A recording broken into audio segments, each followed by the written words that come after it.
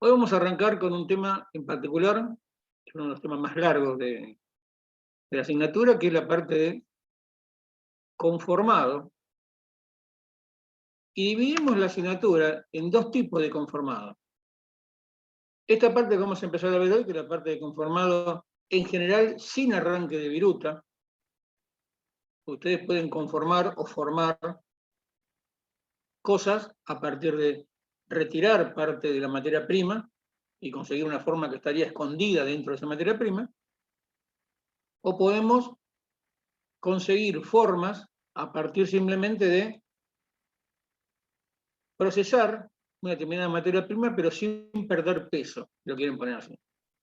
Reacomodamiento de volúmenes, directamente la concepción de la forma a partir de un molde, que ya le va a dar la forma final.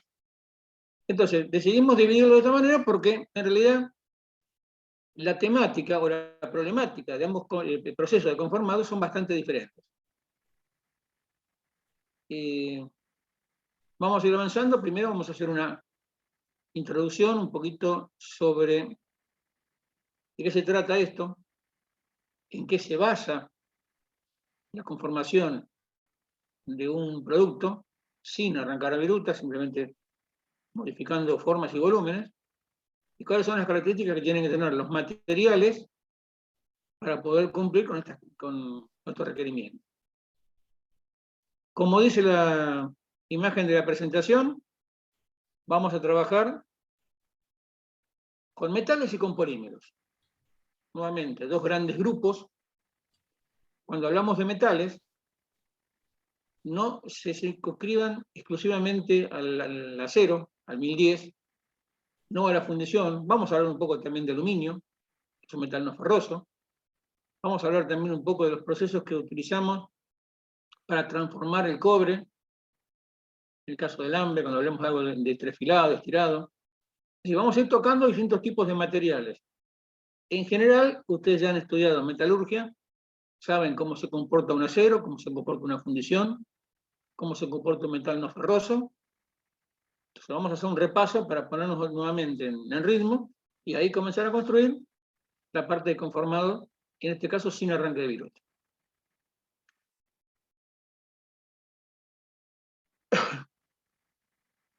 Cuando hablamos de conformado, en el caso sin arranque de viruta, en general lo que vamos a hacer es modificar la forma de una materia prima que puede ser una chapa, que puede ser un redondo, un tubo, puede ser una barra, podemos tener un tocho. Es decir, la presentación de la materia prima puede tener infinitas maneras en función un poco de cuál es el proceso base al que nos estamos refiriendo. Pero en general, la transformación, el conformado, se va a producir a través de que yo aplique fuerzas importantes mediante una herramienta que podrá ser una herramienta universal.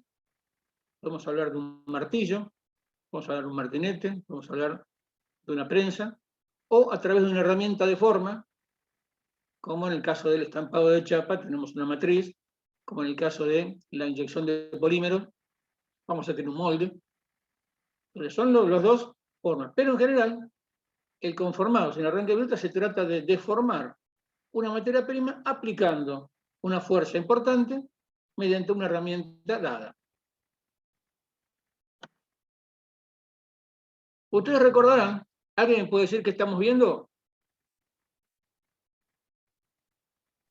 El diagrama de conformación. El diagrama. ¿Cómo se llama esto? ¿Cómo se la conoce la ley? La ley de Hooke. La ley de Hooke en el caso de los materiales que son elásticos, o que tienen cierta capacidad elástica. Cuando hablamos de materiales rígidos, no existe la ley de Hooke. No hay periodo de fluencia. Nosotros cuando vamos a deformar un metal, en este caso, trabajamos siempre dentro de la zona plástica, porque ustedes recuerdan que hasta acá, toda esta zona, como lo indica el cartel, es la zona elástica. O sea, el material tiene resiliencia, tiene capacidad de absorber energía mecánica y después me la devuelve. Si quisiéramos hacer un resorte, trabajaremos en esa zona. Porque nosotros lo que queremos es conseguir deformaciones permanentes, vamos a trabajar de esta zona hacia allá. Y acá tenemos una zona que es muy característica, que es la zona de fluencia, donde el material comienza a fluir internamente y comienza a modificar su forma sin perder masa, sin perder volumen. Esa zona tampoco nos sirve, porque ahí podemos conseguir deformaciones quizás que no sean controladas como nosotros queremos. Vamos a trabajar entonces a partir de esta parte, de este punto, hacia allá. Y por supuesto vamos a trabajar siempre hasta la zona de colapso. Entonces toda nuestra zona de trabajo, según la de Hooke, o el diagrama de fuerza, va a ser esa zona en particular. Y ustedes saben que en esa zona pasan determinadas cosas. En el caso de los aceros, ya cuando yo conseguí superar el periodo de fluencia y comienza la deformación plástica, la deformación que ya no vuelve a su forma original, empezamos a tener deformación de grano, empezamos a tener desplazamiento de granos, empezamos a tener aumento de la dureza. Entonces, esas cosas nos van a servir y nos van a perjudicar en algunos aspectos. Es importante que tengamos en claro cómo nos van a servir y qué tenemos que evitar para que todo el conformado sin arranque de viruta sea exitoso. Un ejemplo sería, tratemos de no deformar una pieza mediante un plegado, de tal manera de pasarnos de esfuerzo y que la pieza se fisure, se parta. Se vamos a manejar dentro de esa zona.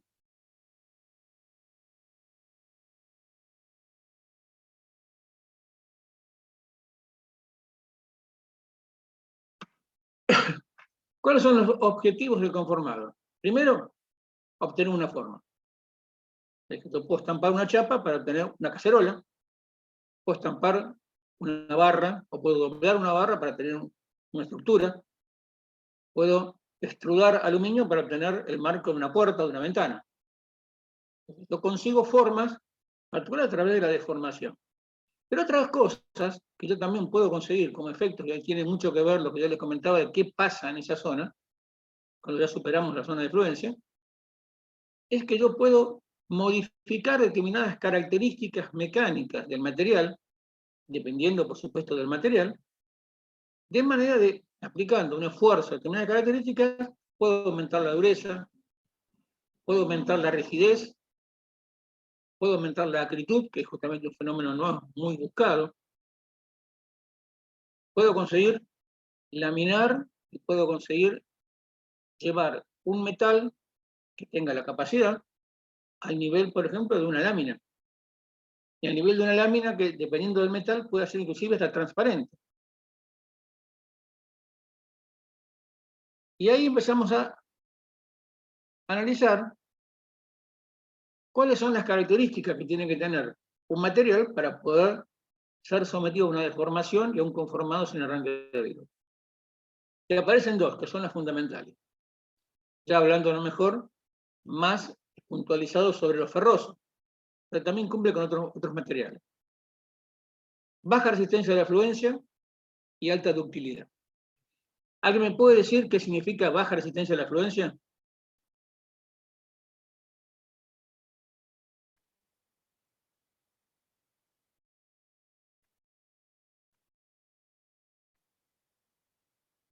Es cuando entra en fluencia con bastante facilidad. Bueno, correcto. Estamos jugando con las palabras. Yo digo, ¿qué es la fluencia? ¿O qué es la resistencia a la fluencia?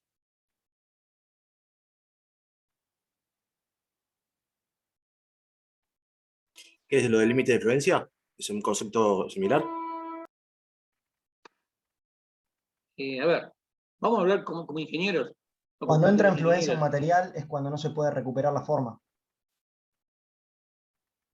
La fluencia, viene la palabra que fluye, es que en realidad los granos, ¿no? Las pequeñas partículas de ese material se reacomodan, fluyen en el sentido del esfuerzo aplicado, y ya la forma deja de ser la misma que tiene al principio. Por eso la fluencia ocurre cuando el material ya superó el periodo de fluencia, donde el material se está moviendo y a veces vuelve, a veces no, o sea, esa es una zona muy crítica. Una vez que ya el esfuerzo supera ese periodo, ya el material fluye, o sea, los granos se desplazan unos de otros y no se vuelve a la forma original. Cuando hablamos de baja resistencia a la fluencia, significa que el material sea muy sencillo de llegar a ese límite y de conseguir que el material fluya. A simple vista, y por lo que más o menos conocemos, sería mucho más sencillo hacer fluir el cobre que hacer fluir el acero. ¿Estoy diciendo bien?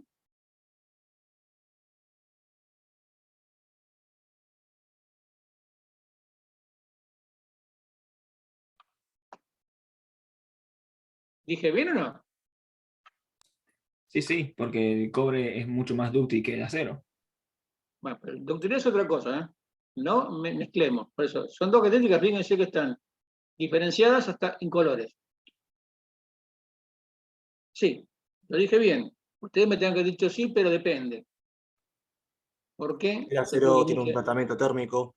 Depende de la Influye. temperatura a la que se ha sometido el material. Exactamente. Muy bien. La temperatura es un factor importantísimo en este tipo de conceptos. Porque el acero tiene una fluencia a temperatura ambiente, pero si lo llevamos a 1000 grados, va a fluir distinto. Con el cobre pasa lo mismo. Pero algunos materiales, cuando le elevamos a temperatura, fluyen menos. Característico. Entonces, baja resistencia a la fluencia significa que el material yo lo pueda deformar, que los granos de la estructura se desplacen uno de otro y que tome una forma distinta. Y ya no vuelva a la forma original. El grano se deformó. Y después que tenga alta ductilidad. Entonces ahora les pregunto, por favor, ¿alguien me resume qué es la ductilidad? La capacidad de formarse sin romperse. Bien. Hace muchos años se decía que la ductilidad era la capacidad de un material en poder llevarse a láminas, o sea, laminarse. ¿Cuál es uno de los materiales que tiene mayor capacidad o mayor ductilidad? Esto es un poco anécdota. ¿El oro no era? El oro, correcto, muy bien, excelente. El oro se usó, y se usa de hecho todavía, en la industria aeroespacial como un revestimiento del visor de los cascos de los astronautas. Porque como el oro se puede llegar a llevar a una lámina prácticamente transparente, y aparte refleja la luz, entonces sirve como una especie de parasol o de anteojo de sol en los cascos de los astronautas. Correcto, el oro es uno de los materiales más útiles de la naturaleza. Pero fíjense, como lo dice abajo, estas dos características, ¿qué es lo que buscamos? Pues no todos lo tienen, no todos la tienen en el mismo grado. Estas dos características son muy sensibles a la temperatura. Cosa que después vamos a ver cómo lo utilizamos a favor o en contra.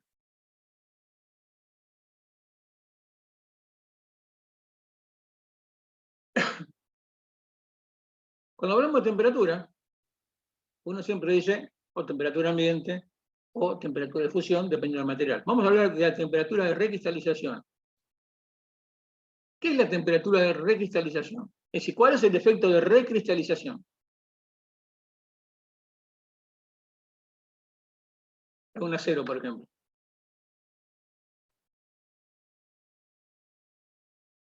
Que los granos del material se vuelven a acomodarse, digamos, a su forma original sin perder la forma que se le dio. Correcto. Cuando nosotros aplicamos un esfuerzo de formación plástica en un material que tiene ductilidad y fluencia, los granos se deforman, todos los aplastan. Hay una temperatura para cada material que va a hacer que el grano se regenere, en lugar de estar aplastado, vuelve nuevamente a su forma esférica o cuasi esférica, y vuelve nuevamente a tener las características mecánicas que tuvo al principio. Cuando hablamos de temperatura de recristalización, dependiendo de los aceros, en este caso acero, está entre 400 y 700 grados. Temperatura en tratamiento térmico. ¿Qué pasa cuando yo trabajo en frío? O sea, temperatura ambiente. Fíjense cómo se comporta el material. Hay un endurecimiento por deformación. Cuando yo deformo el grano se achata, se aplasta, la superficie de ese material se endurece, aumenta su dureza. Se generan dislocaciones, o sea, se generan defectos, aplastamientos, no siempre los granos se reacomodan de la mejor manera, entonces pueden quedar intersticios que después nos van a traer dolores de cabeza porque van a ser porosidades, van a ser huecos, van a ser puntos de falla. Cuando uno analiza un material que tiene esta característica por ultrasonido, encuentra que de pronto pierde el eco, tiene una zona oscura. Bueno, ahí tenemos un defecto. Eso es una no continuidad del material. Por lo tanto, es una falla existente. Cuando trabajamos en caliente, y fíjense que la fluencia, o el límite de fluencia, cuando trabajo en frío es más alto que cuando trabajo en caliente, obviamente. Y la ductilidad, temperatura ambiente, es menor que si yo lo tengo a una temperatura superior. Sentido común. ¿Qué pasa cuando trabajo en caliente? Yo lo deformo y el material no se endurece. Pero cuando trabajo en caliente, el grano se va reconstituyendo prácticamente de manera inmediata. O sea, no hay un aumento de dureza de ese grano, porque el grano yo lo deformé y se vuelve nuevamente a conformar. Si aparecen dislocaciones, por la alta temperatura, estas se pegan, se cierra nuevamente la estructura, y la falla que en su momento puede haber existido, se aplasta y desaparece. Eso siempre y cuando no haya un periodo de oxidación o un pliegue que tenga oxígeno. Cuando las dos capas de ese pliegue se oxidan, ya no se adhieren. Y ahí tengo una falla. La fluencia o el límite de fluencia disminuye, el material fluye más rápidamente, y la ductilidad aumenta. Es mucho más sencillo de formar. Entonces ya empezamos a ver que dependiendo qué necesito, qué quiera yo de ese material o de ese producto, veré a qué temperatura me conviene trabajarlo. Acá tenemos un poco un cuadro donde vemos los principales procesos productivos. Ya les aclaramos al principio de la cursada que hay tantos procesos industriales como gente se le ocurra. O sea, sería imposible manejarlos o verlos a todos. Entonces, lo que hemos elegido son los más significativos, los que tienen mayor volumen o mayor presencia dentro de la industria, para tener referencia. Después, por supuesto, va a haber procesos que se derivan de estos infinitos. El que tenga inquietudes, siempre es bueno, digamos, investigar un poco. Aquellos procesos que tienen deformación volumétrica. Dentro de eso, ¿cuáles encontramos? El laminado, o sea, llevar a lámina algún metal. El forjado, que es una variante que vamos a ver qué conseguimos a través del forjado, que no conseguimos a través del laminado. La extrusión, otro proceso de formación plástica con reacomodamiento de volumen, pero muy característico. Y dentro de extrusión tenemos el estirado y el trefilado, que no son lo mismo, aunque parezcan.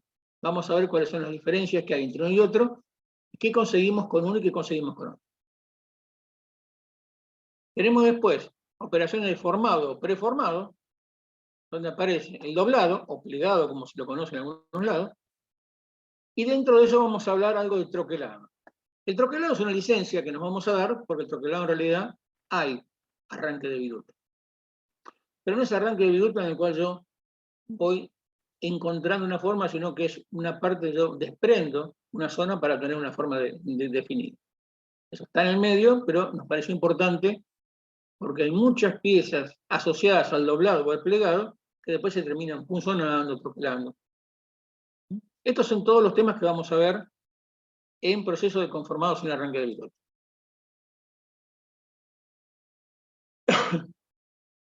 Esto es un poco lo que hemos hablado, que siempre vamos a hacer menos esfuerzo, y ahí empieza a haber algunas características del buen uso de la energía, que dependiendo qué deformación tenga que hacer respecto de qué parta, si la hago en frío, muchas veces es muy difícil o imposible, y si la hago en caliente, tengo la posibilidad de con mucha menos energía poder conseguir. Pero van a pasar otras cosas.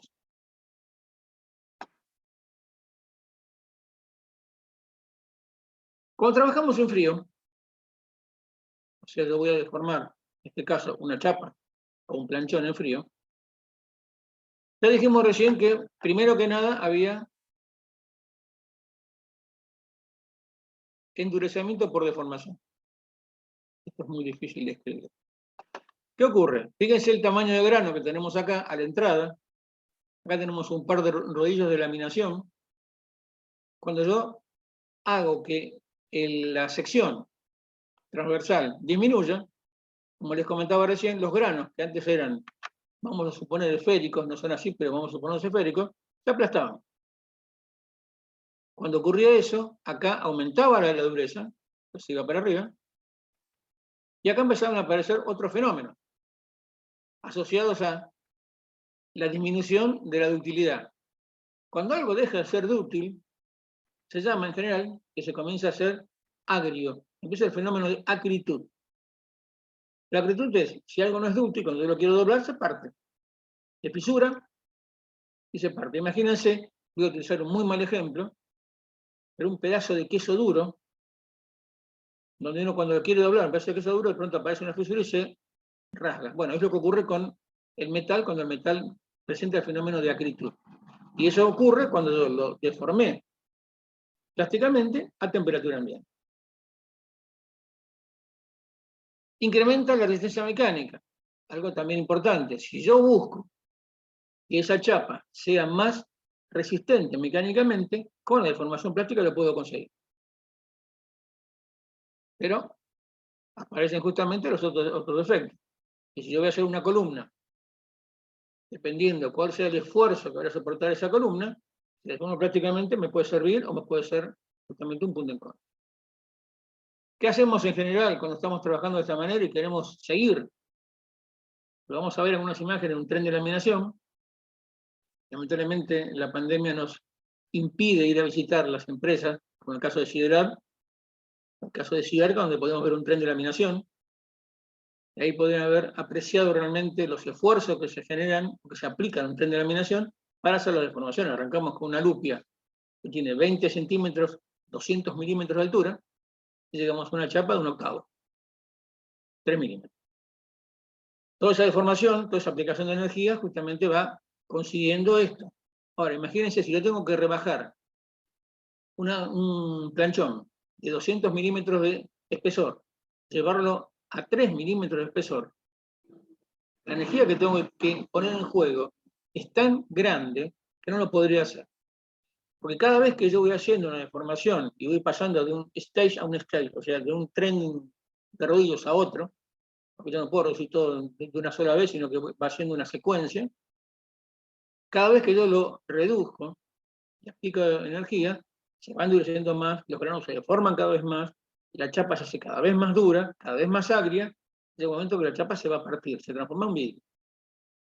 Entonces, para poder hacer toda la secuencia de deformación en frío, empezamos a necesitar reacondicionar el grano.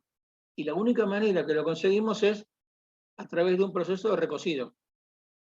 O sea, vuelvo a calentar ese metal a la temperatura de recristalización, el grano nuevamente vuelve a ser esférico, y ahí está preparado para nuevamente pasar a otra caja de reducción, donde voy a volver a deformarlo, y vuelvo a comenzar el ciclo.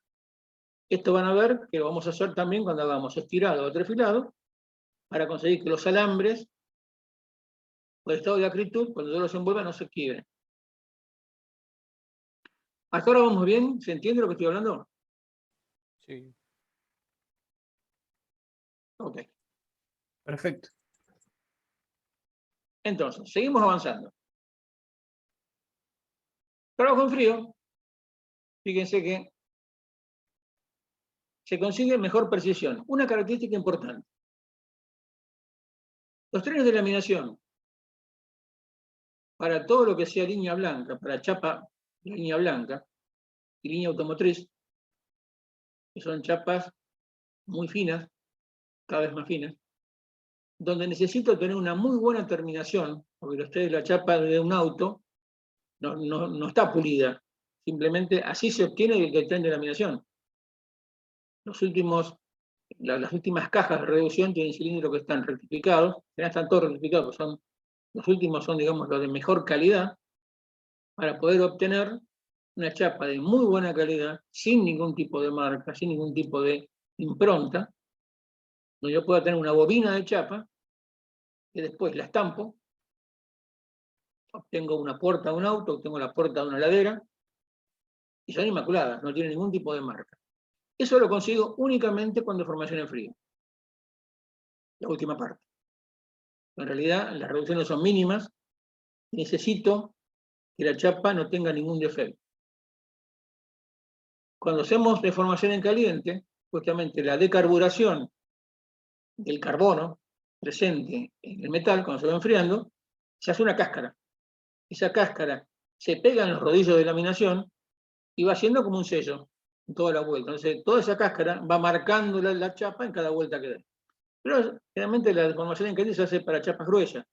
Que después van a tener procesos de deformación en frío para poder conseguir la calidad del producto que estoy buscando. Si yo consigo mejor precisión, también es lógico, obtengo menores tolerancias. O sea, una chapa deformada en frío hace una chapa de mucha mejor calidad, tanto en tolerancia microgeométrica, rugosidad, alineación, plenitud, paralelismo entre caras, como también va a ser mucho más precisa en el rango de tolerancia que necesito. Las chapas, la laminación, se miden mediante el láser de manera continua, así digamos online, y se va calibrando la altura de los dos rodillos para ir manteniendo justamente, ¿se acuerdan de lo que vimos con el control estadístico? Bueno, este control dinámico lo que permite es medir por láser el espesor de la chapa y ir ajustando la altura de los rodillos para tener una medida constante y pareja en la chapa. Mejor acabado superficial, lo acabamos de ver. Mayor dureza. Acuérdense que cuando yo deformo en frío, siempre el grano va a quedar deformado. Mientras haya una deformación pequeña, el grano se deformará menos, pero levanta unos puntitos de dureza. Todos aquellos que tengan un taller y hayan tenido que ajustar a un eje y clavar un rodamiento que ya está medio llegando al fin de su vida, le damos unos cuantos martillazos al eje. ¿Sí? Lo que hacemos con eso es una especie de martelado, que vamos a hablar, que lo que hace justamente deforma plásticamente la capa superior y le damos un poquito más de dureza. El problema cuando lo hacemos con un martillo, con una masa, es descontrolado. Un golpe va a ser una cosa y un golpe va a ser otra. De esta manera lo conseguimos mucho más prolijo. Y por supuesto, la parte que no nos gusta es que para hacer la deformación en frío requiere mayor esfuerzo. Mayor esfuerzo implica cilindros de deformaciones más grandes, trenes más potentes, más energía consumida, toda una estructura, digamos. Esto, en mayor esfuerzo, se traduce en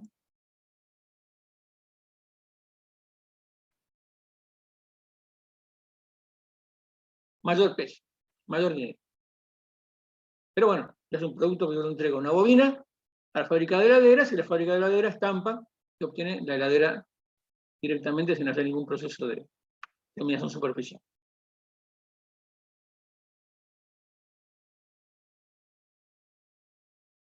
Ahí tenemos algunos ejemplos. Esto es un tren de laminación en frío. El tren de laminación en frío suele tener como materia prima una bobina de chapa laminada en caliente. Después podemos tener a la salida del tren de laminación, cuando tenemos chapa, podemos tener el decapado, podemos tener fosfatizado, podemos tener zincado, puede haber muchos tratamientos superficiales para proteger esa chapa. En general, la chapa sale de esta manera. Ustedes habrán visto en la calle los camiones de sideral que llevan bobinas de chapa. Hay empresas que compran la bobina de chapa y la laminado en caliente para hacer su propio laminado en frío. Y después se cortará en función de cuál va a ser el cliente y cuál va a ser el uso de esa bobina de chapa.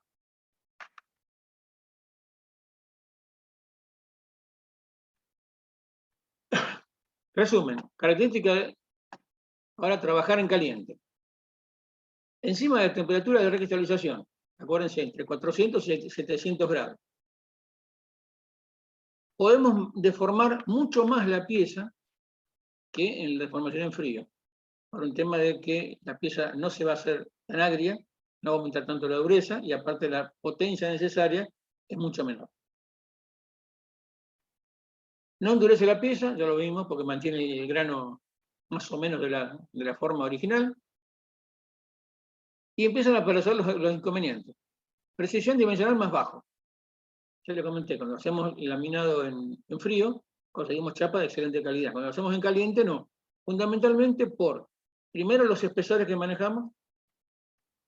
Segundo, que la temperatura hace que todo el tren esté caliente, no solamente la chapa, sino que también se calientan los rodillos, se calientan todos los sistemas. Entonces hay una gran variación dimensional. Cuando hablamos de grande puede ser 2 o 3 décimos. Determinados espesores puede ser más que el espesor de la chapa. Después, hace falta, como les comentaba recién, el tema de la decarburación. Carbono, por presencia de la temperatura, se va a la superficie, a la zona más fría. Entonces comienza a haber cáscara. Vamos a ver algún video donde se ve claramente la cáscara. Entonces ya necesitamos elementos para eliminar esa cáscara, y cada vez que eliminamos la cáscara, eliminamos carbono al material. Carbono ya está, se fue de la estructura. Entonces hay que estar sacando eso, porque si no, eso justamente va a generar improntas y va a marcar toda la chapa. Hay oxidación, y se producen todos los elementos nocivos de un aumento de temperatura. Y el utilaje, como les comentaba, los herramientales se desgastan mucho más, porque están sometidos a altísimas temperaturas. No nos olvidemos que trabajar en un tren de laminación con chapa en caliente, estamos trabajando alrededor de los 700-800 grados.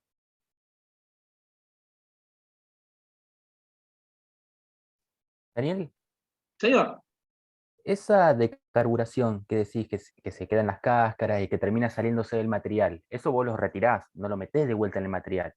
no, Entonces, eso ya está. Eso es estás retirando cáscara. carbono del material. ¿No afecta eso las propiedades del propio material? ¿Empiezo con uno y termino con otro? ¿O no es tan significativo? Digamos, a mayor cantidad de temperatura, a mayor cantidad de tiempo de proceso, mayor va a ser la pérdida de ese porcentaje. Lo que pasa es que, por supuesto, se calcula todo el material para el producto final que te dé lo que vos precisás. Está bien, listo. Después lo vamos Sí, a ver en un video, se ve entiendo. muy clarito. Cuando ustedes ven la pizza, de pronto la pizza tiene una cáscara. Y dicen, ¿y esto de dónde apareció? Bueno, eso es lo que fue la superficie por enfriamiento, porque la parte periférica está en contacto con el aire, se enfría más rápido. Entonces empieza a generar eso. Después tengo una foto, se les voy a mostrar. Son cáscaras importantes. Trabajamos en caliente. Entonces, ¿cuáles son los procesos más usuales, más conocidos o más normales de trabajar en caliente? Primero, la laminación, como hemos estado hablando. Después también tenemos forja. La forja es un proceso justamente de deformación que es todavía más requeriente de energía para poder deformar, porque sí vamos a deformar ya formas, no solamente llevar la chapa, sino que vamos a transformar en formas, que pueden ser inclusive formas sólidas de mucho espesor. Hace falta mucha energía para esa deformación. La extrusión, dependiendo de qué, se puede hacer en caliente, se puede hacer en frío. En general nos vamos a manejar en caliente, o en temperatura, digamos, por arriba de la recristalización, dependiendo del material. Inclusive hasta el aluminio se extrude en caliente. Uno no se da cuenta, pero se extrude a cerca de los 400 grados. Eso simplemente para que fluya mejor, para bajarle el límite de fluencia. No le aporta más nada al proceso. El estirado, digo, es una variante de la extrusión, no más que para secciones mucho más pequeñas. Y el doblado plegado, que acá podemos tener, dependiendo el espesor, dependiendo de la forma que yo quiera obtener, lo voy a hacer en caliente o en general lo puedo hacer en frío. Todos estos procesos pueden ser tanto en caliente como en frío. Las diferencias son lo que acabamos de ver.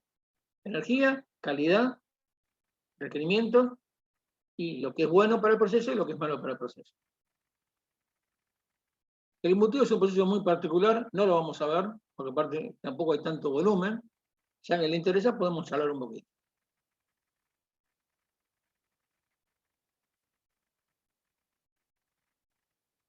Cuando hablamos de la laminación, volvemos a lo que conversábamos recién.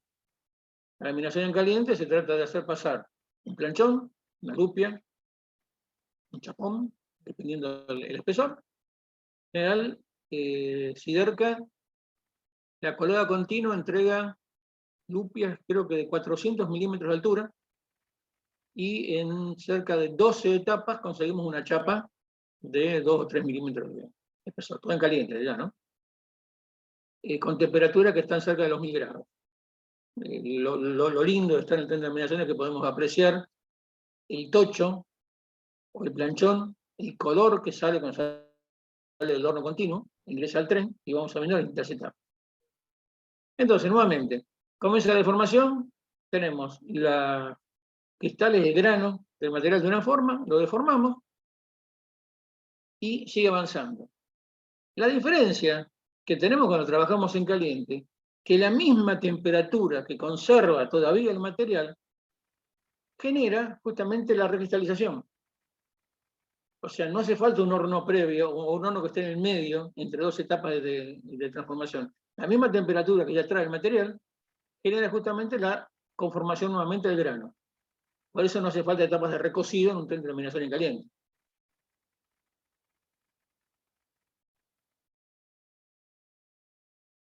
Esto es lo que le decía. Fíjense que tenemos la estructura de la colada. Así vino de la colada continua. Lo deformé. Y acá comienza nuevamente la misma temperatura que lleva la chapa, hace el grano que estaba deformado en esta zona, comience a transformarse nuevamente, a recristalizarse, a redondearse. Y tenemos entonces nuevamente, en esta etapa, un grano fino. ¿Qué conseguimos con un grano fino? A ver, una pregunta, ¿qué me ayuda con esto? ¿Un grano fino en un material es bueno o malo? Depende de lo que se quiera buscar, porque se tienen más bordes de grano, permitiendo más dislocaciones y dando más dureza y fragilidad. Entonces, ¿bueno o malo?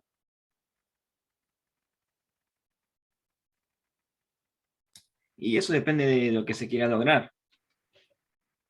Si quieres un material más frágil, eso sería, o sea, un material más duro sería bueno, pero si te molesta la fragilidad, es perjudicial. A ver si entendí bien, porque a lo mejor no lo entendí bien. ¿Puedo decir que un grano más chico hace el material más duro o más frágil? Claro, tiene mayor dureza y fragilidad. ¿Seguro de eso? Sí, sí, es así como dice Mauro, pero para este caso en particular no sería deseable. Habría que esperar que crezca más el grano, para que sea más deformable. Bueno. Mauro habló uno, ¿no? Luna, ¿puede ser? Sí, sí. ¿Y quién fue el otro que salió a defenderlo? Andrés, Andrés. Bueno, a ustedes dos les pido que para la semana que viene consulten, averigüen y me traigan un ejemplo si lo que están diciendo es correcto o no. ¿Puede ser? Nada informal, es entre nosotros, no, esto por ahora va sin nota. uno de los métodos de endurecimiento que nos enseñaron en el cuatrimestre pasado, aparte de la deformación en frío por el fenómeno de acritud, era la disminución del tamaño del grano. Bien. Yo no digo que todavía no esté mal, simplemente le digo, ya que está, les encargo un trabajito, que busquen algún ejemplito muy sencillo, en 2 minutos me explican lo que ocurre, ¿sí? Seguimos. Entonces, el grano en este momento, conseguimos tener una estructura mejor que estaba cuando estaba deforme. Esto se transforma nuevamente entonces en materia prima de ingreso al próximo stage de deformación, vuelve a pasar lo mismo. Se deforma nuevamente el grano. Cuando se deforma el grano, la misma temperatura que trae comienza la cristalización, volvemos nuevamente a tener un grano pequeño, redondo, y el material sigue avanzando. Entonces esto va a ocurrir en todas las etapas hasta que se me enfríe la pieza. ¿Sí? ¿De acuerdo?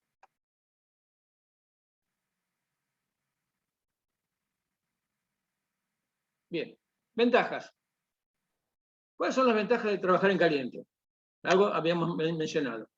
Primero, todas las dislocaciones o porosidades que puede tener el material, que pueden ser internas, a veces tenemos en la colada caliente, suele ocurrir que tengamos gases, que el material, digamos, tenga algún contaminante, no esté perfectamente desgasificada la cuchara, y nos queden burbujas de gases dentro del material.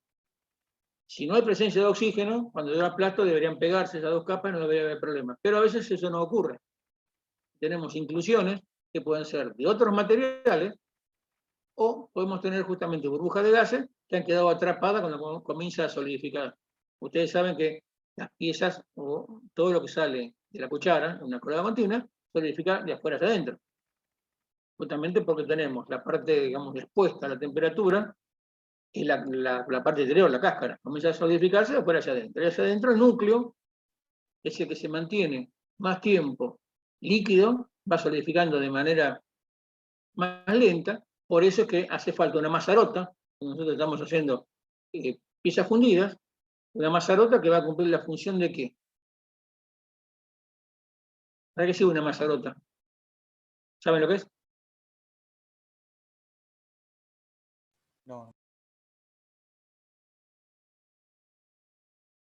La mazarota es cuando uno funde piezas, ¿sí? Imagínense, vamos a fundir una pieza del tamaño de un tambor, solamente porque queremos fundir una pieza así. Yo comienzo a llenar ese tambor con hierro líquido. Lo lleno hasta el borde.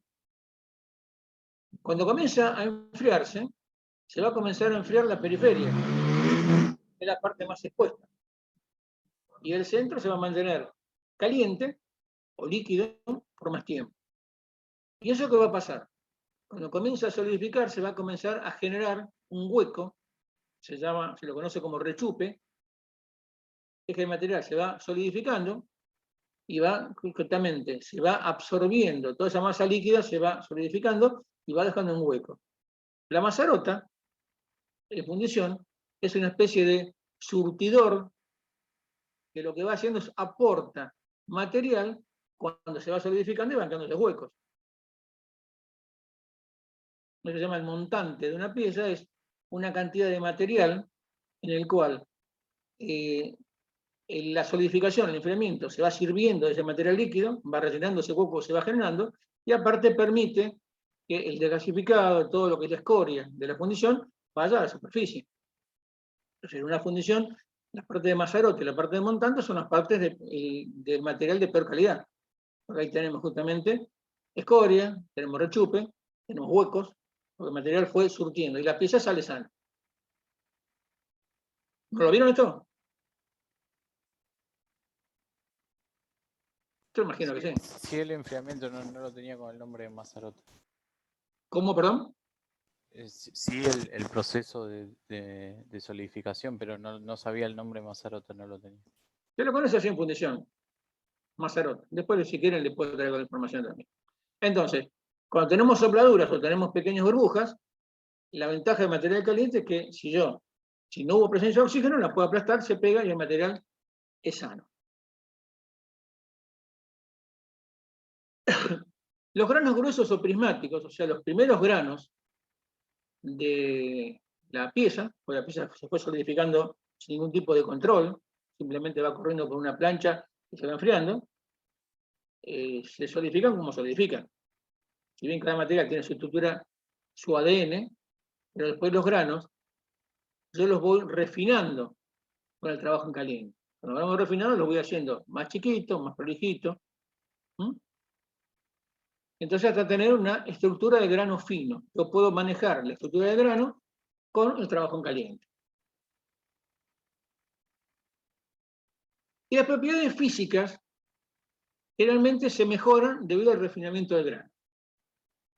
O sea, la propiedad física de un material, o sea, la tenacidad, ¿sí?, la capacidad de absorber energía mecánica, la resistencia del material, va aumentando cuando yo tengo un grano más fino. O sea, el grano más fino hace a la calidad del producto. Entonces, fíjense que habla de, voy a marcar acá, ductilidad y resistencia al impacto. O sea, la resistencia al impacto también se la conoce como tenacidad. Vamos a ver que después las herramientas de corte, los insertos, una característica que tienen que tener justamente es ser tenaz, resistir los golpes, sin romperse. Bueno, yo le puedo aumentar la tenacidad a una pieza justamente afinando el grano. Por supuesto, todo esto son siempre dentro de ciertos límites. Pero también ayuda a entender por qué voy a utilizar un proceso u otro en función de lo que yo quiera obtener. Trabajo en caliente, tenemos gran homogeneidad en el metal. O sea, cuando tenemos un grano fino, el metal es mucho más compacto, el metal es está mucho más cerrada su estructura, entonces tenemos un metal homogéneo. Cuando tenemos el grano grande, el grano, por supuesto, como bien decían ustedes, tiene más superficie de contacto. También cuando uno tiene más superficie de contacto entre granos, lo que aumenta son los planos de clivaje, o sea, la zona por donde puede romper. Pues un producto que tenga grano muy grueso es más propenso a romperse que un producto que tenga grano fino. Eso, bueno, eso lo van a traer ustedes para la próxima charla.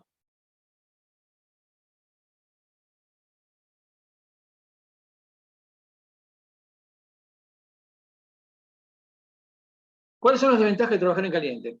Acuérdense, oxidación.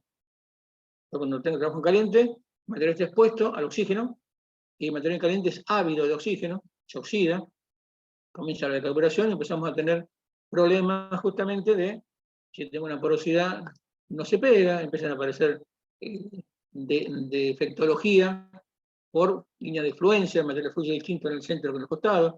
Ahí pasa una serie de cosas que, desde el punto de vista mecánico, yo quiero obtener un producto, me lo complica. Esto es un esquema de lo que hubiéramos visto en Siderar, la planta de tren de planos. Acá tenemos la colada, está la colada continua, es decir, el material viene por acá, viene bajando, viene fluyendo, fíjense cómo el color va cambiando. En todo este periodo el material se va enfriando. Y esto oficia de mazarota. Porque como es una colada continua, siempre tengo material líquido abasteciendo a la chapa que va avanzando. Entonces acá no se producen rechupes. Cuando el material avanza, ya comienzo a guiarlo para dar una forma. Lo comienzo a guiar desde arriba para dar una forma, digamos, del espesor, lo comienzo a guiar de los costados, lo voy canteando para justamente definir un ancho. Porque el tren de laminación lo que tiene es un ancho definido. Cuando llega a este punto, yo corto, voy obteniendo tochos de distintos tamaños o planchones. Nuevamente, esto que está acá va a depender de qué tipo de tren tenga yo y qué va a ser el producto que voy a obtener. Después, lo caliento y voy obteniendo justamente las piezas. Y a partir del tren de laminación con tochos, lo lamino y obtengo justamente las bobinas, que es el rollo laminado en caliente. Yo les decía, son rollos gruesos, donde el espesor de la chapa es importante, pero bueno, lo obtuve a partir de un tren de laminación en caliente. Estos después van a ser materia prima de un tren de laminación en frío para obtener lo que ya les comenté.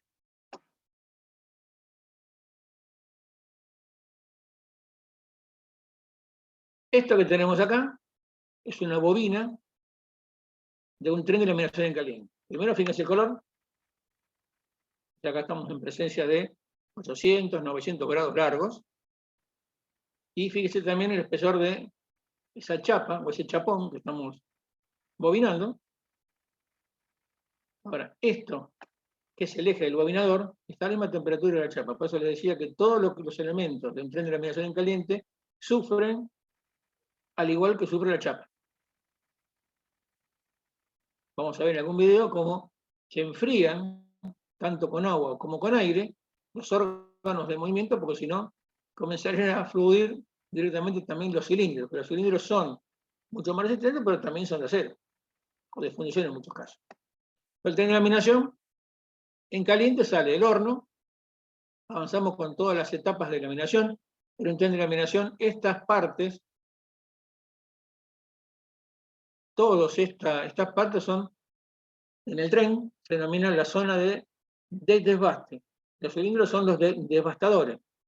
O sea, para acá se baja mucho espesor, en cada paso vamos bajando, de 400 bajamos a lo mejor a 300, de 300 bajamos a 200, y se va bajando mucho espesor en cada una de estas cajas. Después voy a mostrar un corto, un esquema, de cómo es esa estructura, donde hay cilindros que apoyan a otros cilindros.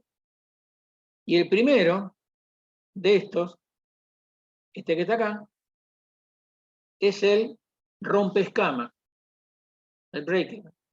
Ese cilindro lo que hace justamente es cuando toma el chapón, es el primer cilindro que recibe al chapón y por supuesto el impacto es tremendo. Hay que estar en la serie para darse cuenta cómo se mueven el piso cuando van pasando los chapones por los primeros estrés. Una vez que está superada la zona de los despachadores, vamos a los laminadores. Y acá ya son, fíjense, más cantidad y las dimensiones de espesor son mucho menores. Y acá podemos tener las dos alternativas.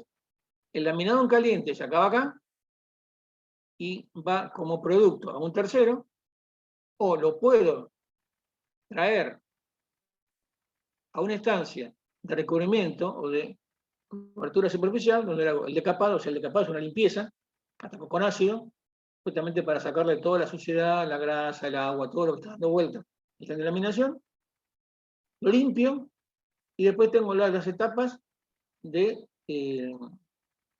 tratamiento superficial, que en función de lo que vaya a hacer, será una u otra. Termina en bobina, y esta bobina es el producto que va a un cliente. ¿Dudas con esto?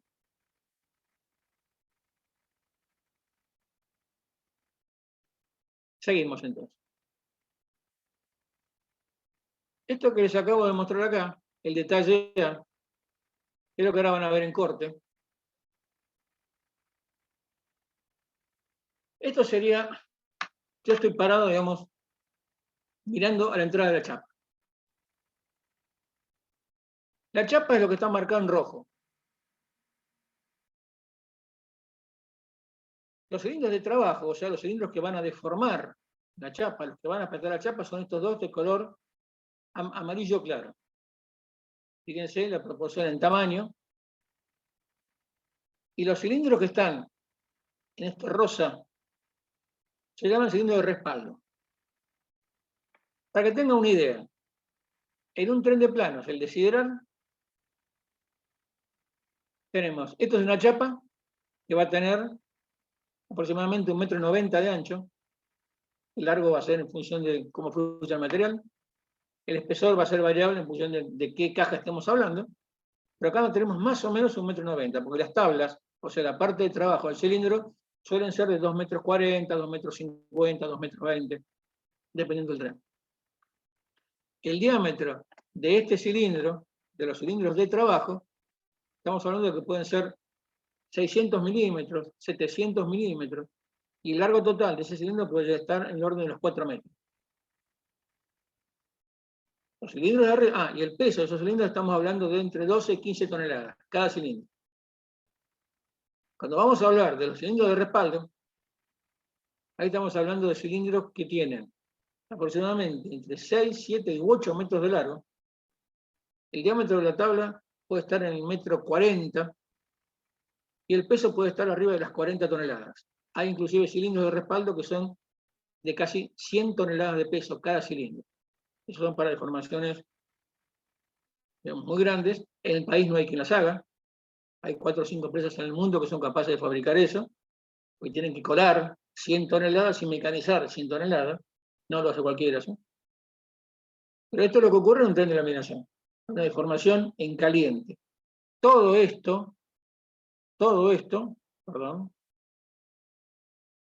que está acá, alcanza prácticamente la misma temperatura que la chapa. Todas estas zonas están trabajando con refrigeración, tanto por aire como por agua. ¿Qué conseguimos o qué hacemos? Bueno, se obtienen todo tipo de formas. Acá fíjense que estamos hablando a partir de la materia prima chapa. Esto ya sería un tren de laminación de formas. Ya dejamos un tren de planos, ahora vamos a hacer formas. Bueno, fíjense los cilindros que tienen canales, y cada canal es un país del tren de laminación. O sea, hay etapas donde la pieza, estos trabajan juntos, uno encima del otro, entonces la pieza pasa primero por acá, después por el del medio, después por acá, y va avanzando en ida y vuelta, y cada vez que avanza va tomando una forma distinta. Acá se ve un poquito más claro, no sé si lo alcanzan a visualizar acá abajo. Y conseguimos esto. Hice una chapa, primero lo planchamos, después empezamos a darle forma. Fíjense cómo cada cilindro de juego esto le está marcando lo que está en el medio, es la chapa. Esa es la forma que va adquiriendo la chapa. Acá tenemos nuevamente un juego de cilindro distinto. Fíjense que trabajan uno, que vendría a ser, digamos, el macho, y la otra la hembra, que entre ambos generan el perfil que estamos buscando. Acá lo vamos cerrando. Estos son canteadores, que ya empiezan a doblar también el costado. Estos son cilindros justamente que van definiendo el ancho, para que no se desparramen para un lado o para el otro. Ya la chapa empieza a tener esta forma. Y finalmente, el último de este esquema nos da que el perfil de la chapa va a tener esta forma que está acá. Acabamos de fabricar un perfil, por ejemplo, para construcción en seco, o un perfil para techo, para un galpón. Lo que estamos viendo en este esquema del centro es cómo se lamina un perfil doble T. El perfil doble T arranca de una chapa y lo van llevando, van haciendo que fluya el material, porque esto no habría forma de hacerlo en frío. La energía que hace falta para que el material fluya en esa forma, no habría manera, o será tan grande la energía que hay que poner en juego y tan grande los equipos, es antieconómico. Entonces se hace todo en caliente. ¿Preguntas?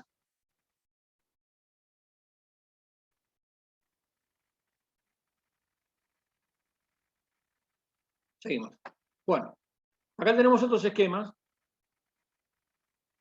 poco lo que hemos visto, y empezamos a ver ya que también existen tubos. Ya en un ratito vamos a hablar de tubos.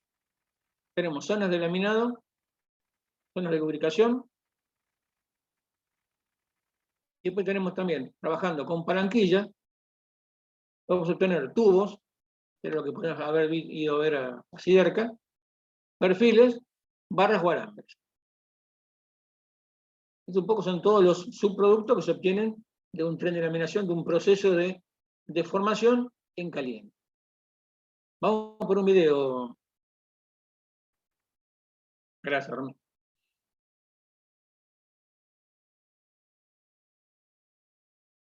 Bien.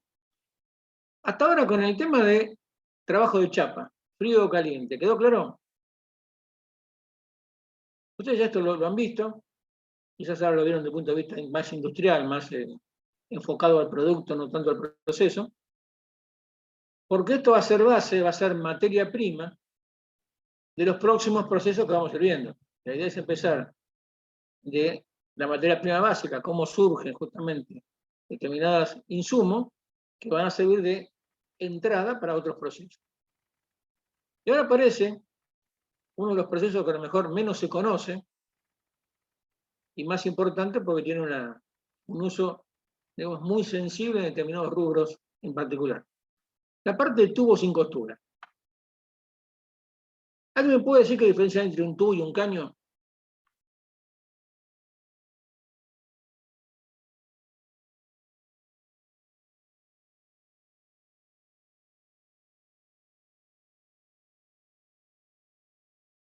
¿No era el espesor y el uso que se le da a cada uno? No.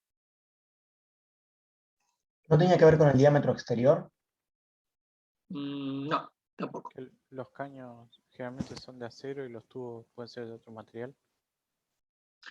No. En general, la primera división es que un tubo no tiene costura, el caño tiene costura. ¿Qué quiero decir? El tubo sin costura no tiene una soldadura longitudinal. El tubo nace ya como una cosa entera.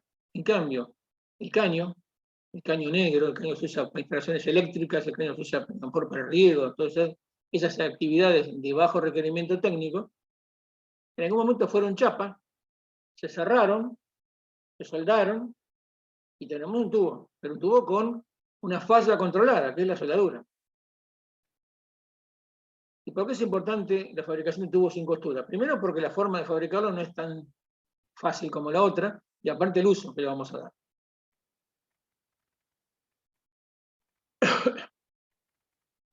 El tubo sin costura tiene mayor resistencia, mejor calidad técnica que un tubo con costura, obviamente porque no tiene falla.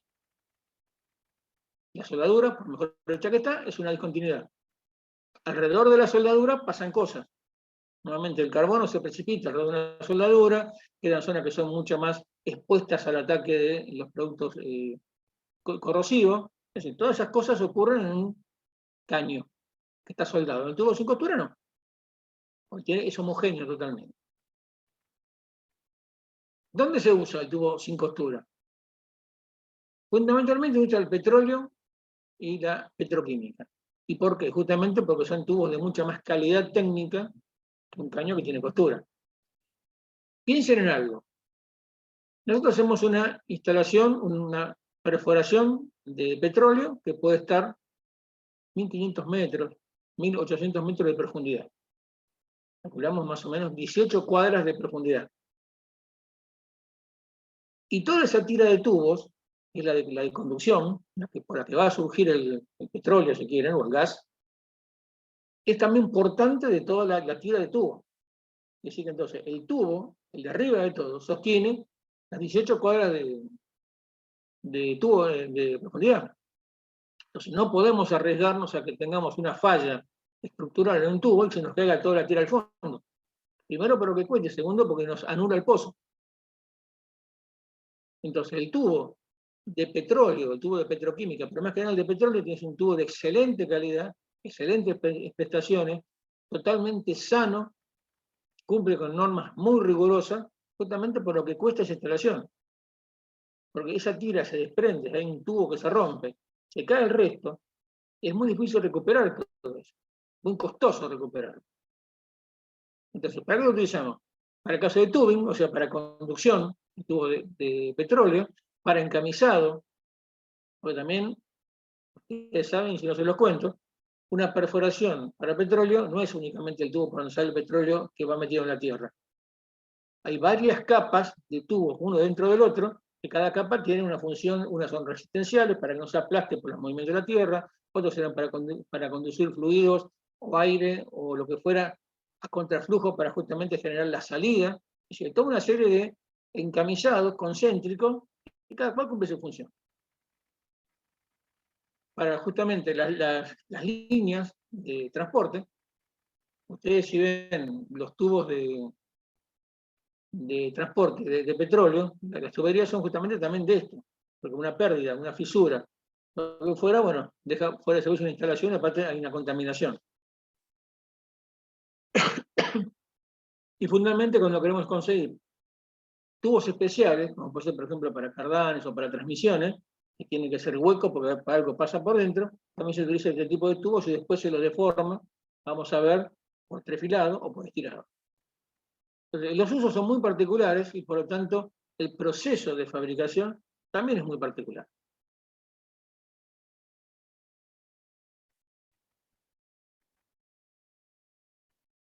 ¿Cómo se fabrica? En realidad, el secreto de esto es que vamos a perforar un tocho. Ese tocho va a tener todo el material en volumen que vamos a transformar después en una tubería de 6, 8, 10, 12 metros de largo. Con un schedule en particular que eso va a estar definido por el cliente. O sea, nuevamente, acá no va a haber arranque de viruta, simplemente vamos a deformar, vamos a transformar, vamos a modificar forma, vamos a desplazar material de un tocho, que puede tener 2 metros de largo y a lo mejor 500 milímetros de diámetro, a un tubo que quizás tenga 12, 15 metros de largo, un espesor. ¿Cuál es el secreto? Acá el corazón de todo esto es el sistema de piercing, el sistema de perforado. ¿Cómo perforamos un tubo? Se aplica un concepto que lo desarrolló un ingeniero alemán, Mannesmann, que es que si yo hago girar, es este que está acá,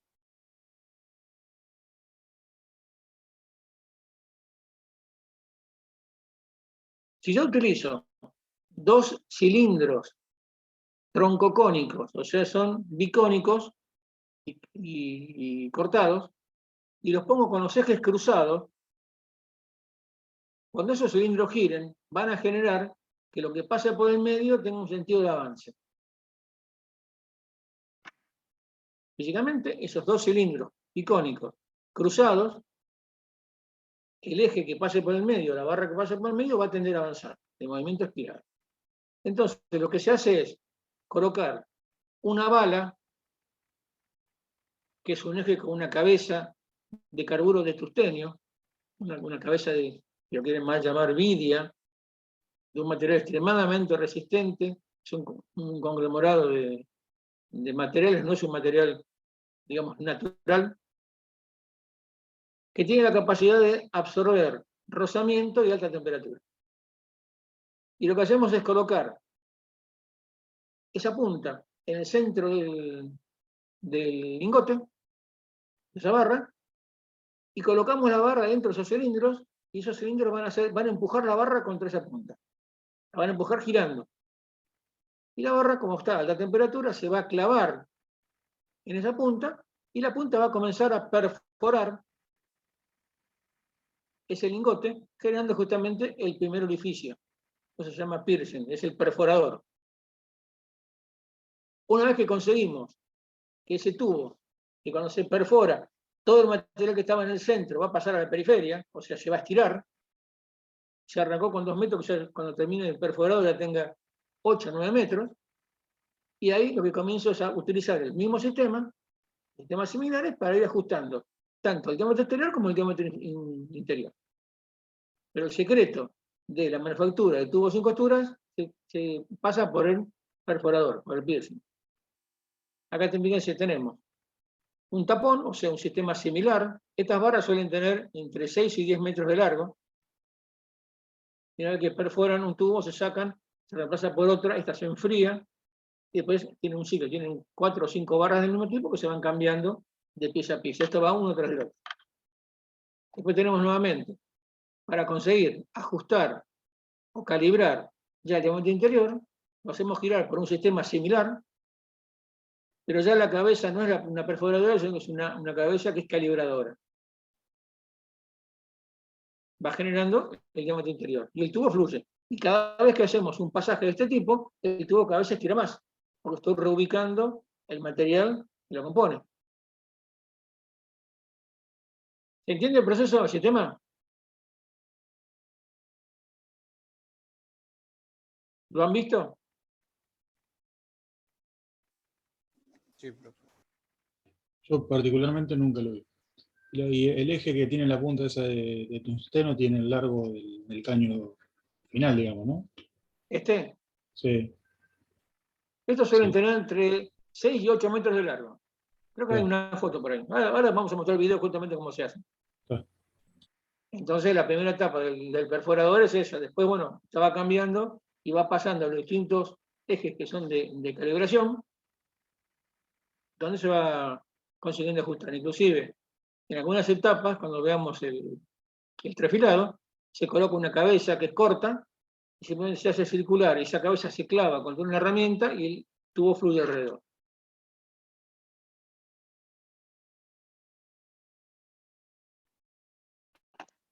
Acá tenemos un esquema justamente de lo que ocurre. Calentamos la palanquilla, el tocho, va a la primera etapa, que es el perforado. Acá se ve, fíjense, los rodillos bicónicos, cruzados los ejes. Esto es macizo, cuando sale para aquel lado, cuando esto fluye, cuando avanza, ya sale perforado. Después el tubo se vuelve, en algunos casos se vuelve a calentar, o si todavía tiene la temperatura óptima, ya pasa a otra etapa siguiente, donde se van colocando los calibradores.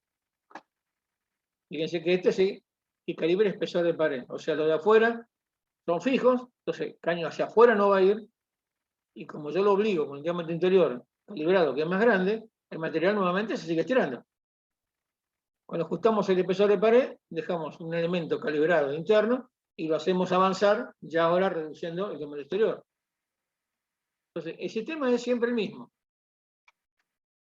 Llegado a un punto donde pierde temperatura, fíjese que el color cambió, vamos a un horno de recalentamiento y vamos avanzando nuevamente en ya la calibración. Ya los sistemas de calibración de diámetro ya interesados son en base a trenes de rodillo que están colocados a 120 grados. Se enfría, se endereza y lo corta. Hasta ahí la fabricación del tubo. Ahora, ¿cómo hacemos para controlar que ese tubo tiene la calidad que necesita? Etapa de presión hidráulica, se colocan tapones en los extremos del tubo, se le da presión y no tiene que haber ninguna pérdida. O sea, ahí estamos garantizando la sanidad de la pared, que no hay ningún tipo de problema de pérdida o rotura.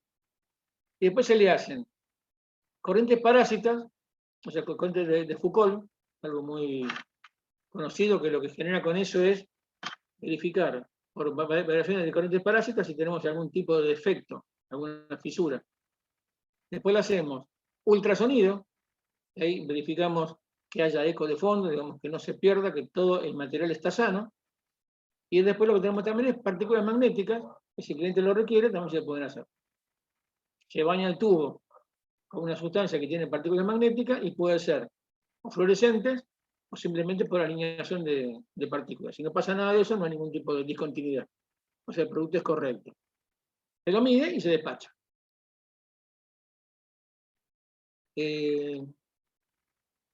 Argentina, la planta de Siderca, es una de las más reconocidas a nivel mundial en la fabricación de tubos. Le vende a Arabia Saudita, le vende a Estados Unidos, le vende a todo el mundo. Por la calidad de los productos que salen de acá, de Argentina. Y tiene realmente un tren de laminación que está muy bien logrado, está trabajando prácticamente al límite de su capacidad. La capacidad se define cuando yo tengo un tubo que va tocando hacia adelante, ya no puedo avanzar más rápido. Realmente es un orgullo que tengamos eso. Vamos con el video. Bien, ¿se entendió el proceso? Sí, sí. ¿Lo habían visto en alguna oportunidad ya? Yo no, por lo menos. Bueno, como pueden ver, no es muy complejo desde el concepto, ¿no? Desde la parte de realizarlo sí es bastante complejo.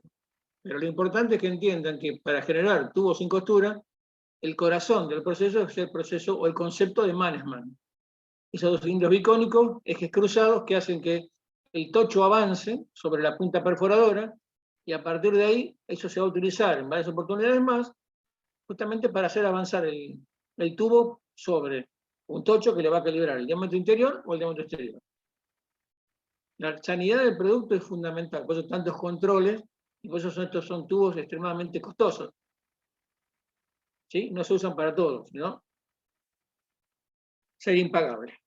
Daniel, Bien. Sí. Consulta, el enfriamiento del tubo, o sea, del producto ya moldeado y prácticamente semi-terminado, se da a temperatura ambiente, ¿no? ¿Siempre? Sí. Sí, porque cuando nosotros tenemos un elemento metálico, como en este caso acero, y hacemos el enfriamiento al aire, estamos interfiriendo lo menos posible con la estructura metalográfica del producto. Claro. Cuando uno lo enfría de una manera un poco más rápida, un poco más drástica, podemos tener zonas justamente donde podemos tener una especie de temple, vamos a llamarlo así, que justamente podría afectar la estructura del producto, que es lo que no queremos. Claro, no buscas la martencita, digamos. No. Yo quiero la estructura que conseguí, digamos, que voy a conseguir, mejor dicho, a partir del enfriamiento al aire, después de todo el proceso. Esto indudablemente, digamos, tiene mucho análisis, mucho estudio, no es sencillo hacer estos tubos. Yo digo, Siderca tiene una calidad reconocida a nivel mundial por la calidad de los tubos que hace. Otra cosa fundamental, que no quiero irme del tema tubos sin hacer el comentario. Los tubos como tubos en sí mismos no servirían demasiado si no tuvieran los extremos roscados.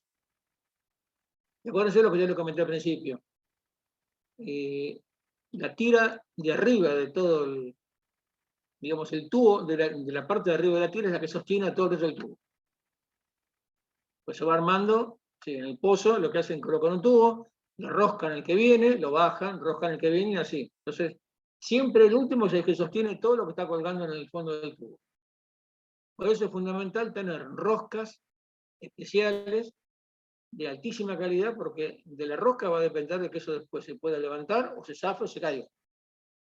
Siderca tiene un sistema de rosca que está patentado por Siderca, que por supuesto es propio, nadie lo puede copiar, y la planta que tienen de roscado de tubo es una planta modelo, tiene máquinas de última generación, todas por control numérico, donde roscan el tubo, se hacen los controles de calidad y de precisión, porque son roscas cónicas, todo lo que es bajo norma API de petróleo, son justamente roscas cónicas que con el bloqueo aseguran justamente estanqueidad y un cierre mecánico.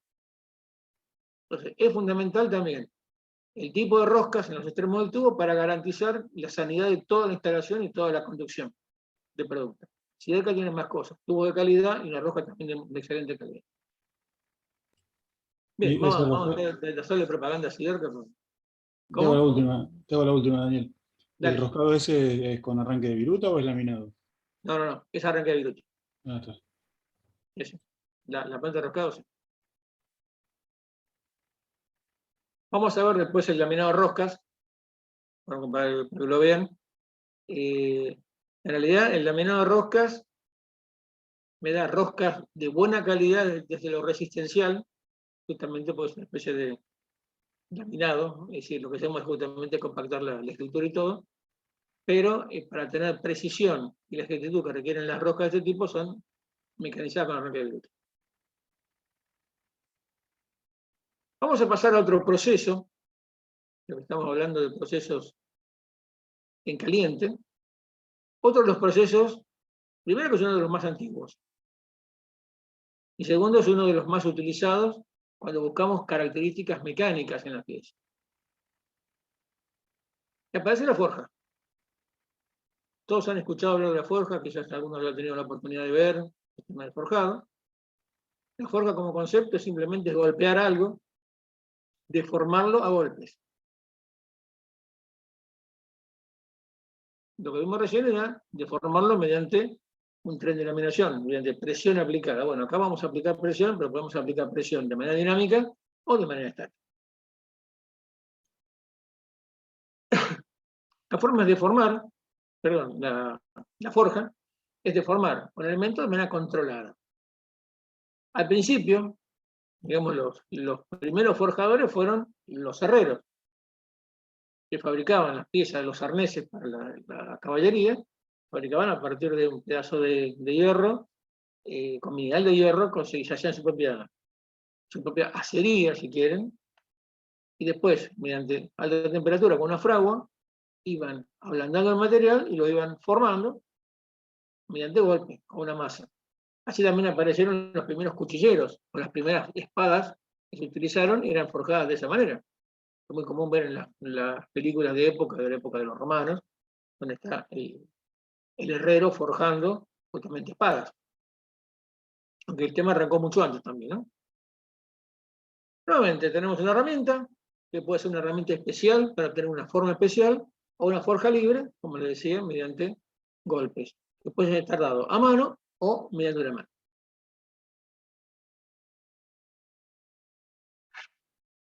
Lo importante de entender de la forja es para qué sirve. Porque yo diría, sí, hacer una espada cuando no había otra máquina era lógica. Pero hoy en día se forjan piezas de mucho peso, muy grande, y para usos muy particulares. Entonces, ¿qué es lo que le aporta la forja como proceso a una estructura? ¿Sí? Y hablamos de que forjamos acero. ¿Sí? ¿Se puede forjar otro material?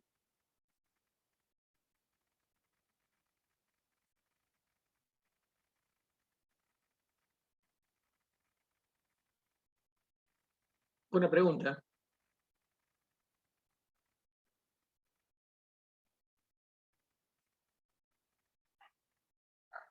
¿Se podría forjar fundición, por ejemplo?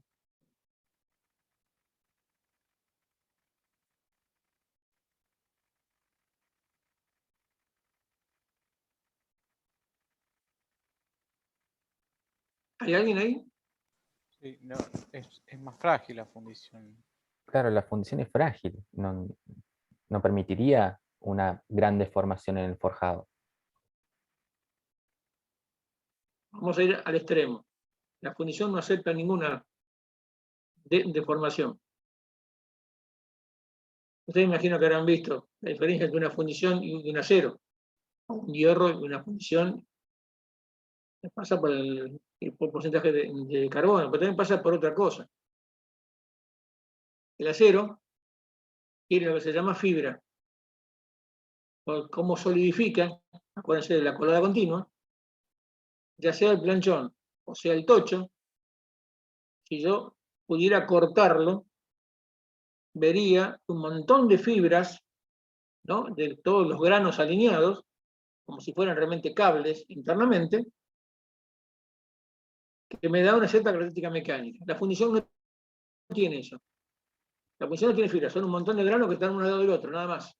No tiene estructura dirigida. Pero la fundición yo la golpeo y se parte. Como lo entre comillas, ¿no? ¿Tiene capacidad de resistir golpes? Sí, bastante.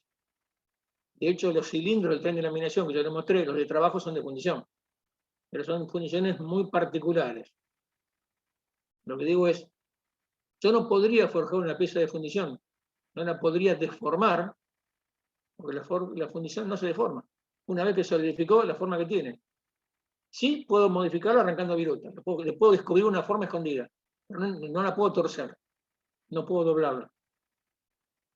Entonces, arrancando de concepto, yo podría forjar materiales que tengan elasticidad, que tengan fibra. ¿Cuáles son los efectos que produce la forja en caliente, o la deformación en caliente? Bueno, algunos ya los vimos. El tema del afino del grano. Cuando yo deformo a la temperatura, aplasto el grano, ese grano por la temperatura que conserva se recristaliza, se redondea, se afina el grano nuevamente y me va dando cada vez mejores propiedades mecánicas. Entonces, una de las ventajas que me ofrece la forja es si yo quiero mejorar la característica mecánica de ese material, mediante forjado lo puedo conseguir. Entonces, a menor tamaño granular, mejores son las condiciones y las propiedades mecánicas de ese material. Yo lo voy mejorando.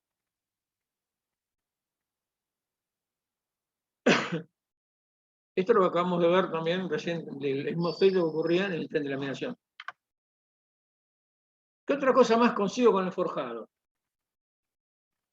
Oriento la fibra. Yo con el forjado tomo la fibra que tiene el material y la voy moviendo, la voy transformando, la voy llevando, no la interrumpo. Entonces, si yo aplico forja, una deformación de este tipo, a un material que tiene fibra, voy a conseguir que la fibra se oriente. Y cuando la fibra se orienta, la capacidad mecánica de ese material, de esa pieza obtenida con ese material, aumenta.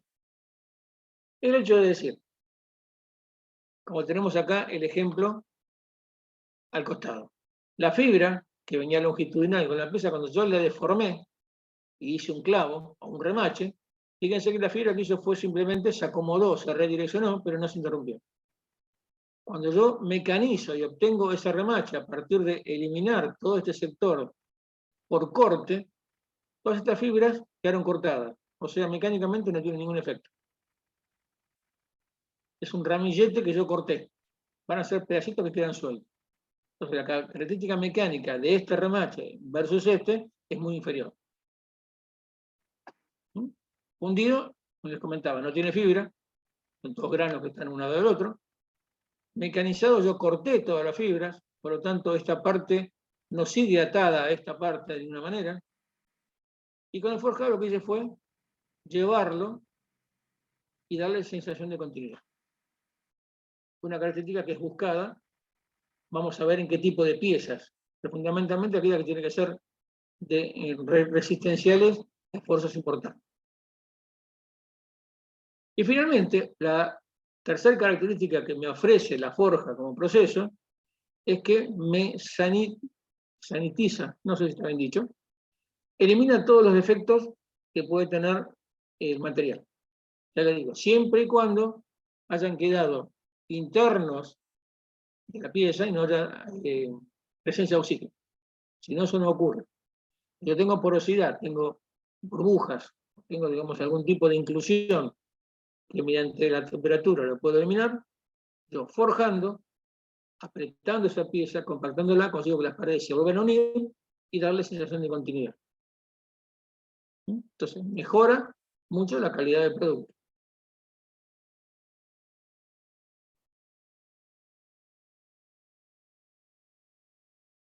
¿Cuántos tipos de forja hay? Todo lo que se le ocurra. Podemos hacer la forma que a ustedes se les ocurra y quieran, se puede llevar a un proceso de forjado. Siempre vamos a entrar en alguno de estos, probablemente. Pero empezamos. El primero que apareció, ¿cuál fue? El herrero, como les comentaba. Forjando piezas para caballería, forjando espadas.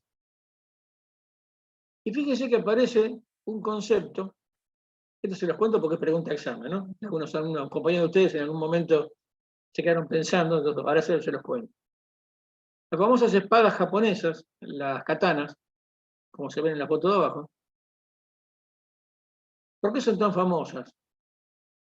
Porque cortan mucho, están muy afiladas, pero puedo dar a una hoja de acero común, del mismo filo, y no va a ser el mismo efecto.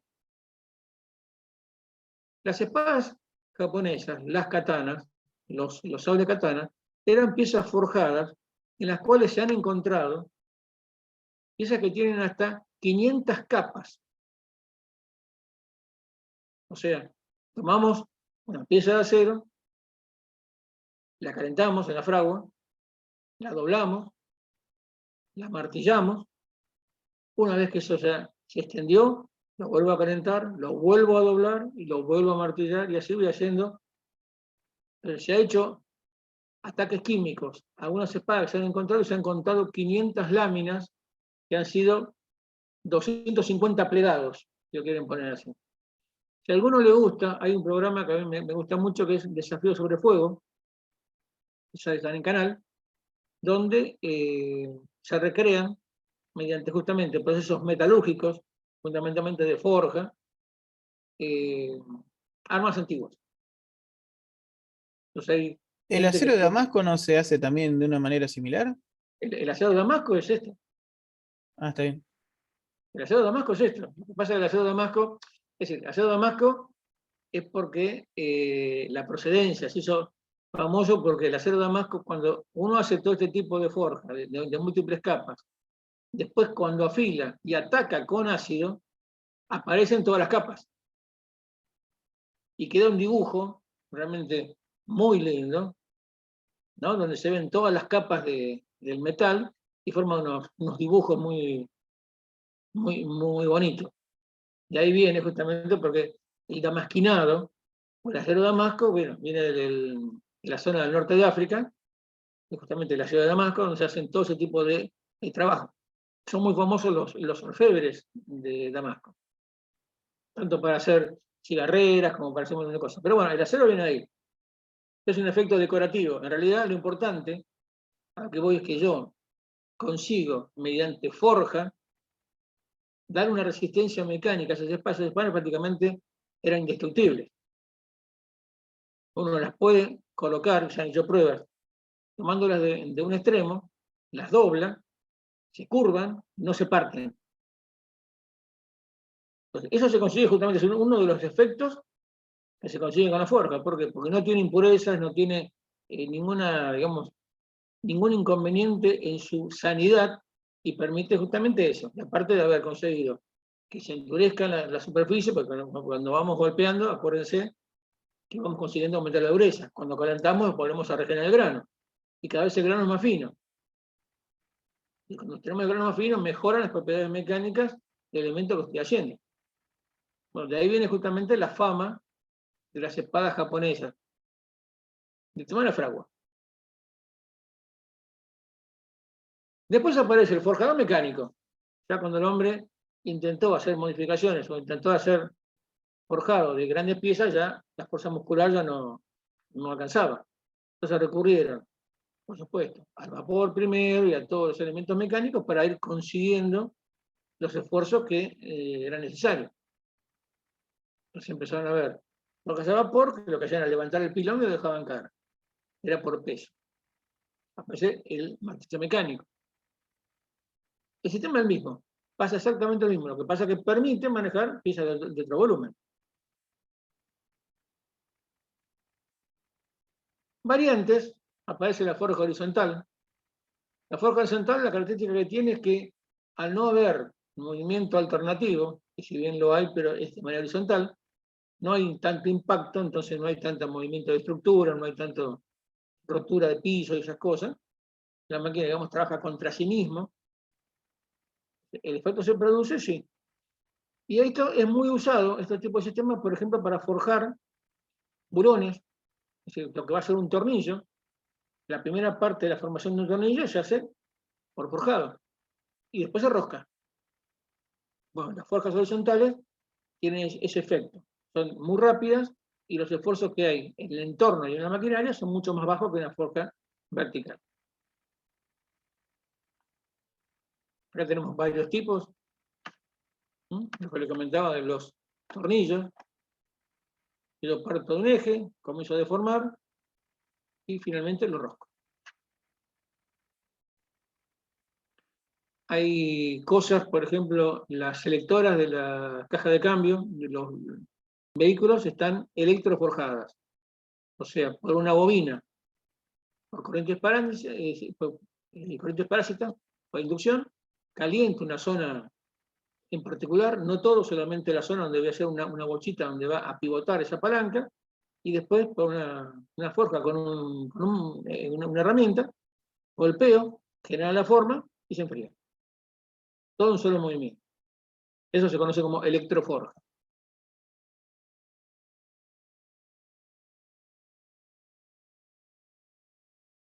Después, bueno, nuevamente, se siguió generando piezas cada vez de mayor volumen, pues ya vamos viendo que la capacidad de la forja en mejorar la capacidad mecánica de un producto, entonces ya se empieza a aplicar a grandes estructuras.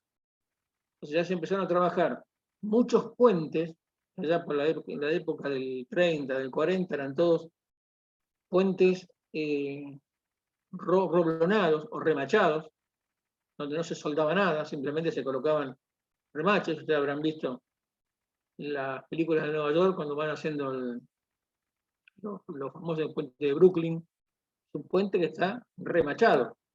Ustedes caminan por el puente de Brooklyn y se ven todas las cabezas de los remaches. Justamente ¿por qué? Porque toda esa estructura, mecánicamente, es muy capaz de soportar vibraciones, viento, movimiento. Cosa que cuando uno suelda, la posibilidad de que se quiebre esa soldadura existe. En cambio, cuando está roblenado no, porque son piezas que están trabajando de manera conjunta. Y ahí vamos a forjar piezas de otro nivel, por lo tanto hace falta máquinas también de otro nivel.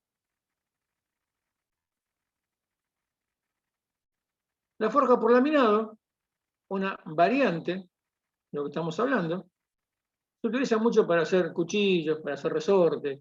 El proceso es el mismo. Lo que pasa es que nada más ahora calentamos y utilizamos otras herramientas para obtener el mismo ejemplo. La forja por laminado vendría a ser una laminación pesada, pero otra vez buscamos siempre el mismo efecto. Deformar plásticamente la pieza a alta temperatura, cosa que se regenere el grano. Las ruedas de ferrocarril, las ruedas de los buggies, están hechas de esa manera, justamente porque los esfuerzos y los movimientos requieren un material muy estable mecánicamente, con buenas capacidades mecánicas.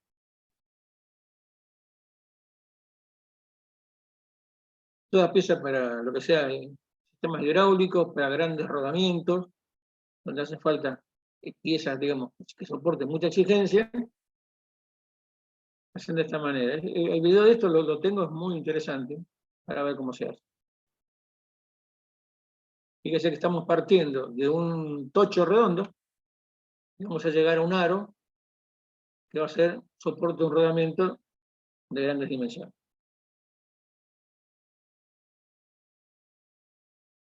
Fíjense el tamaño de la persona, ¿no?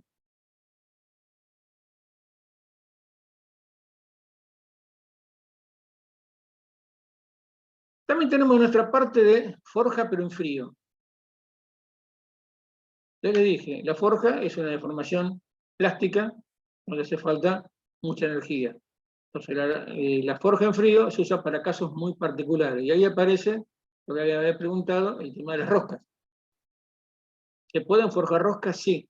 En realidad la deformación va a ser poca frente a todo el resto de material. Y lo que tiene es muy productivo. Porque hacer un roscado para arranque de viruta implicaría tener una máquina, hacerlo en varias pasadas hasta que uno consigue el perfil. En cambio, de esta manera, simplemente es hacer este movimiento entre dos piezas y ya está roscado. Por supuesto, la exigencia de la calidad de rosca es muy baja. Se utiliza más que nada para hacer tornillería común, bulonería común, nada especial. Todo lo que sea especial y preciso se hace por arranque de viruta. Vamos con un video, Rami.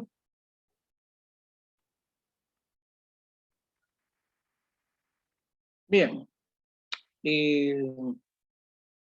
Ya estamos pasados de tiempo.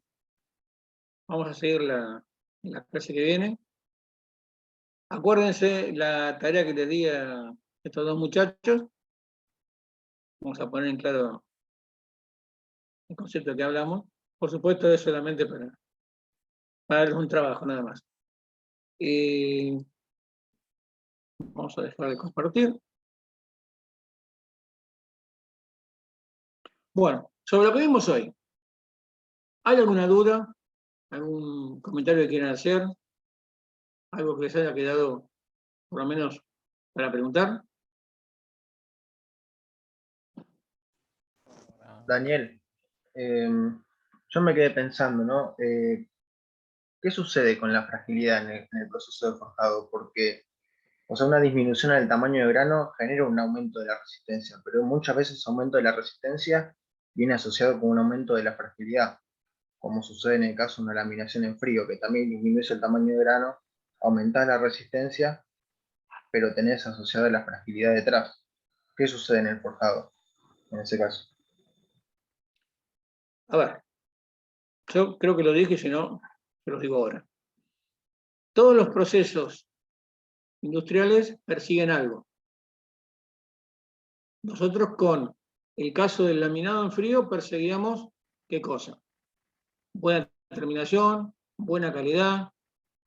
Por supuesto, la chapa va a ser un poco más dura que la laminado en caliente porque hicimos una deformación plástica del grano. Alguien me puede decir, sí, la chapa es más frágil. Correcto, pero para una puerta de heladera, esa fragilidad intrínseca que yo le puedo haber aumentado no sería significativa. Con el laminado en caliente, ¿qué buscábamos? Justamente tener grandes deformaciones con menos energía, o inclusive poder hacer deformaciones que de otra manera no nos podríamos hacer. Por supuesto, lo que nos jugaba en contra era que la calidad no era tan buena, los espesores tampoco eran tan buenos, que estropeaba mucho todo el sistema del tren de laminación, que generaba esa cáscara, las diferencias dimensionales no eran correctas. Bueno, pero ¿qué buscábamos? Transformar un tocho en una chapa. Es decir, cada proceso tiene un fin. Y cada proceso me va a entregar determinadas características que son las que yo quiero. Por supuesto, no tengo que perder el ojo con las que no quiero. Entonces, el caso de la forja, es cierto, un poco lo que los incentivaba que fueran a averiguar qué tanto genera el achicamiento de grado entre la calidad o la resistencia mecánica de un producto y la fragilidad. Si realmente el grano más chico hace mejor o no, y si lo hace mejor, ¿en qué aspectos y en qué aspectos no? La pregunta que me estás haciendo es esa. Si vos me decís, mira, yo necesito que la pieza sea un pilar de un puente, yo te diría, forjémosla, sin lugar a dudas. Porque los esfuerzos que vamos a soportar son perfectamente sostenibles por una pieza forjada, porque me va a brindar más beneficio forjarla que no hacerlo, por los esfuerzos que estamos pensando. ¿Sí? A ver, ¿en qué caso no sería deseable la forja? Vos fijate que un cigüeñal en general es forjado. Un cigüeñal de un motor importante, ¿no? de un motor en un vehículo son claramente fundidos. Pero un cigüeñal de un tractor son forjados. O sea, soporta esfuerzos totalmente. El árbol de leva de un tractor hace muchos años eran todos forjados. Entonces, donde se requiere capacidad de resistir esfuerzos y esfuerzos dinámicos, la forja es un aliado muy importante.